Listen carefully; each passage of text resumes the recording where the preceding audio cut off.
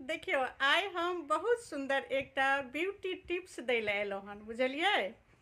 तऽ एखन जे खरमास चलि रहल छै ने, एहि खरमासमे ने मुँह कान हाथ पैर सब सूखल सूखल लागैत रहै छै, एकदम जेना सूखा सूखा स्किन पर रहै छै।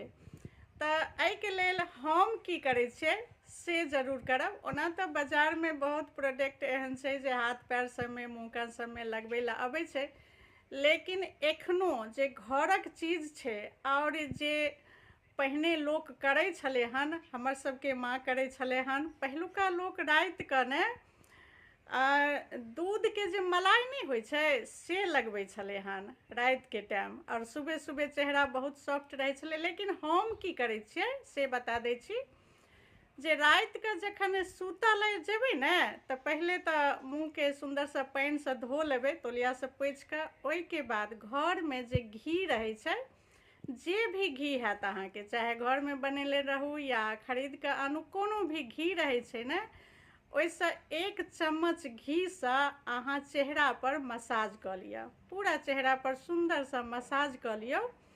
आओर ओ मसाज जे करबै ने तऽ पूरा चेहरापरमे ओ घी जे छै से पचि जाइ छै।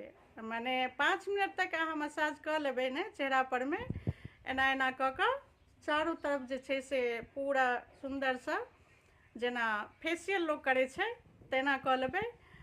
आओर ओ पचि जाइ छै, आओर ओहिना सुति रहबै। आ सुबह सुबह जे उठबै तऽ अहाँके चेहरा एतेक क्लीन, एतेक सॉफ्ट, और लागत जेना कतौसँ फेशियल करा कऽ आयल छी, ततेक चमकि जाइ छै।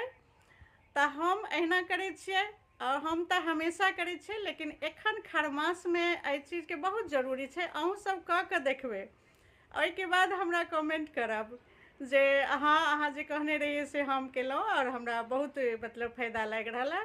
ओ लागै छै जेना अपना फेस परमे, चेहरा परमे एकटा पौष्टिक जे छै से भोजन दऽ देलियै हन, एकदमसँ खिलखिला जाइ छै सुबह सुबह।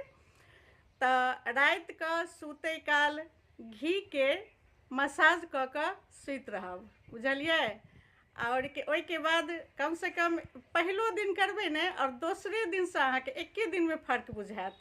तऽ जरूर करब, हम करै छियै तऽ कहलिए जे अहूँ सबके कहि दै छी। और नीक लागत तऽ कनि कमेंट कऽ कऽ जरूर बतायब, बुझलियै।